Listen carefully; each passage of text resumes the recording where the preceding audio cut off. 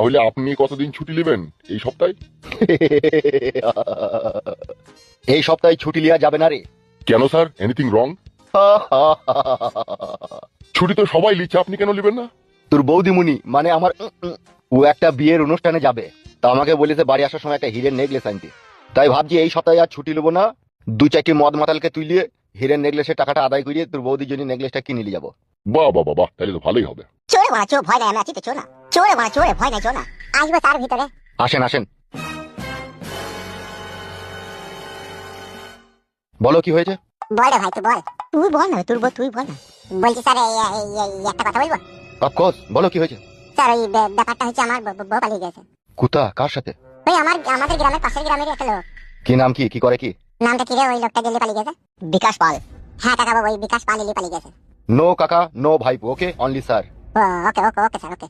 বলো সম্পূর্ণ ঘটনাটা খুলে ডিটেলসে বলো। প্রথমে তোমার নাম বলো। নাম আমার ফুটু মল্লিক। আচ্ছা, বাপের নাম?